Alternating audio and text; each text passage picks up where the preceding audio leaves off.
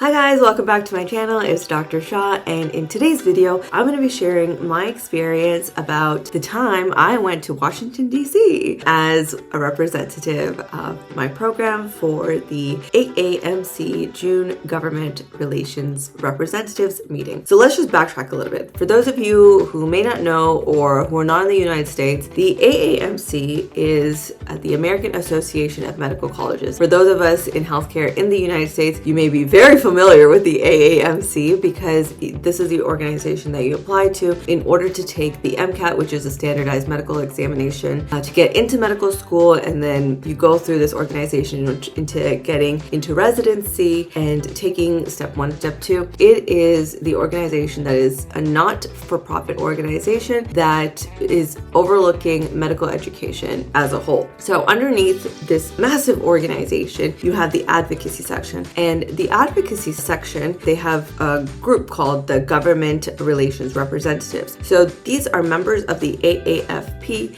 and they consist of doctors, medical researchers, and people involved in policies and communications. And what they essentially do is that they are the representatives of academic medicine at the federal level. So they have a meeting every single month, and they discuss and they advocate for policies and issues that are impacting medical education and providing the legislators and policymakers with actual expert opinions as it pertains to whatever bill or policy that is under review. It's nonpartisan, so basically we don't take sides. No one's Democratic, or the organization itself is not one right or left leaning, whatever. It's purely strictly just non-partisan, just advocating strictly for issues surrounding and impacting medical education. For example, one bill that people may have heard that the AAMC is really pushing for is to expand the number of residency spots and provide an opportunity for medical students to match into residency. As it stands right now, just a little bit of brief information. As it stands right now, there are more medical students than there are residency spots. The residency spots have not expanded for, I don't want to say the wrong number, but for a very long time. The world has moved on, and medical education and medicine has grown quite significantly since the first time those spots were allotted. The AAMC were really pushing hard to try to push legislators to approve a bill that increases the number of residency spots in the United States, so you have more medical students that graduate and are able to match into residency, because there's not always available spots for everyone. There are people that go unmatched, and as a way to tackle the shortage of doctors all over the nation. So that's just one of the legislative policies that are being pushed. As a representative, so my organization, we have members of our organization that are very heavily involved in the AAMC,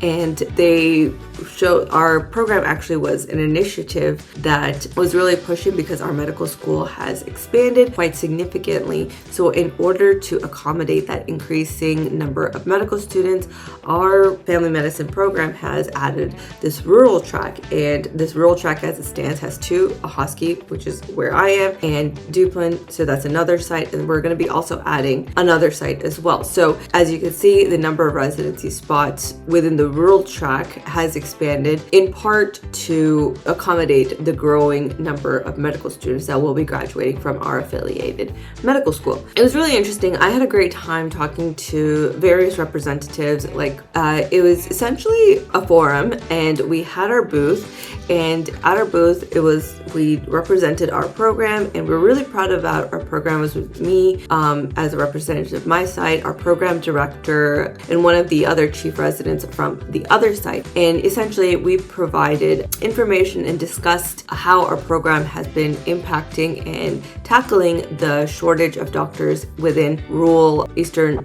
North Carolina, and tackling the huge discrepancy between the need and the available resources. So it was really interesting, and I think we shed a lot of light on the actual issues that we face and how we've been managing it. And it was really cool because we got to have a conversation with all these different members of Congress and representatives from their group, their office. So it's really interesting. We had a great talk from the Florida representative. We had this great conversation, this great talk that was done by Representative Kathy Castor. So essentially the way that the day went was that we came and we checked into our hotel. We got to the location of the event, and we set up our booth. Everyone started trickling in. It was really interesting. We had like a great talk by Dr. David Scorton and also by Representative Kathy Castor, and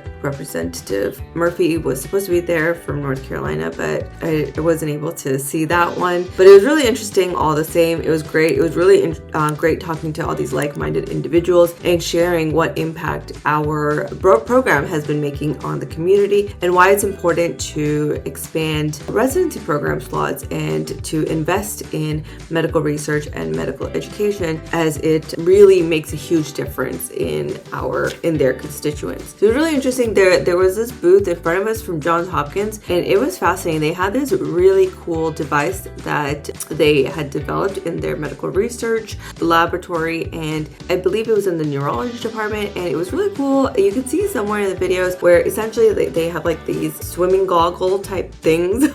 The purpose of them is that when you have like a patient that comes into the emergency department and they're having episodes of like dizziness or lightheadedness, as you know, like as many of us know, the differential is very wide. We're not exactly sure. And one of the bigger things that can be missed if you have such a non-specific symptoms like that with no other associated symptoms is stroke. So it's really interesting because that device, once you wear it in the way that they have a series of instructions on what you need to follow, but it really helps, it picks up waves and detects the waveforms, which will help you differentiate and really capture those strokes, which, you know, sometimes can be missed if someone just presents with dizziness that has, especially if it's resolved. But yeah, it was really interesting. I really enjoyed it. I thought it was a great forum. I really had a great time discussing all these with so many different people from so many different departments, and I really hope that maybe I can go again. So yeah, I hope that was interesting. I hope it provided a little bit more clarity on what we were doing, and yeah, I'll see you guys in the next one. Bye.